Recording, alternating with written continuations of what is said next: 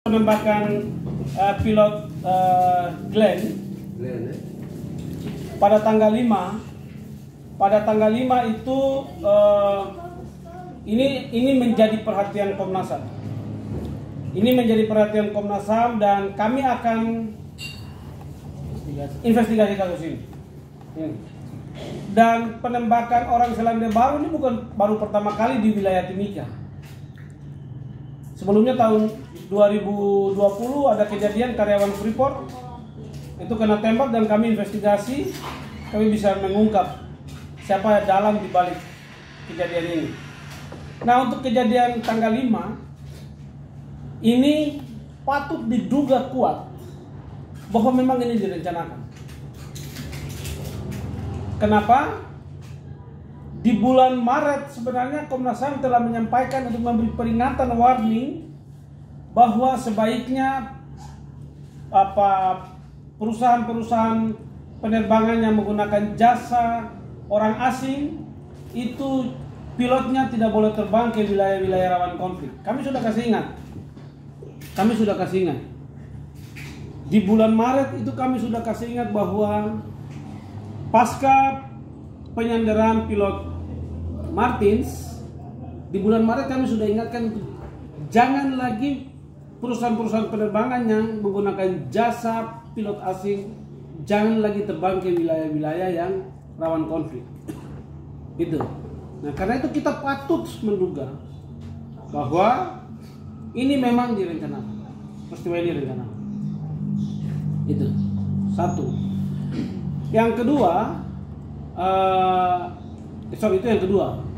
Yang ketiga, kejadian ini adalah kejadian yang menunjukkan bahwa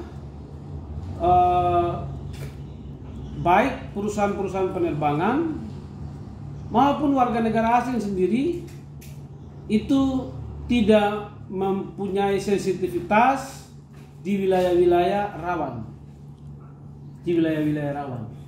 Gitu. Ini kita sudah tahu. Alama itu dia adalah secara administratif dia ada di Timika. Tetapi Alama itu kan sebenarnya bagian dari geografis yang ada di wilayah Nduga. Dan itu wilayah-wilayah yang punya riwayat tentang konflik. Jadi sebaiknya jangan. Sudah tahu itu wilayah yang tertutup. Gitu. Jadi perusahaan-perusahaan ini termasuk warga sipil itu tidak memiliki sensitivitas untuk datang ke sana. Dan ini yang sangat disayangkan oleh Komnas HAM. Yang keempat, Komnas HAM menyayangkan. Komnas HAM tidak boleh mengutuk. Karena dalam prinsip kemanusiaan Komnas HAM tidak boleh mengutuk. Dalam prinsip kemanusiaan Komnas HAM sangat menyayangkan tindakan kelompok orang-orang ini yang mengakibatkan hak hidup warga negara lain meninggal dunia, warga negara asing meninggal dunia. Itu yang keempat. Yang kelima, tindakan ini memberi justifikasi untuk adanya pengerahan pasukan. Tindakan ini menjadi justifikasi untuk adanya potensi pengerahan pasukan. Kenapa? Karena ini warga negara asing. Kalau di warga negara asing, maka hanya pilihannya dua.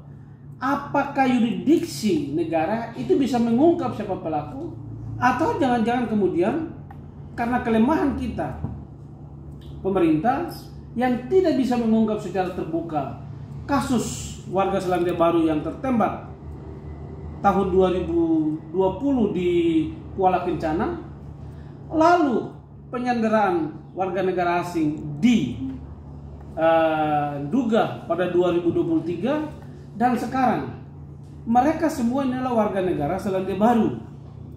Gitu.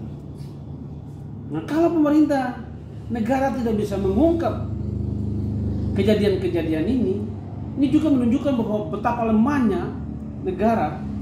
Kelemahan negara itu bukan soal mengungkap, tapi kelemahan negara juga bagaimana memberi perlindungan.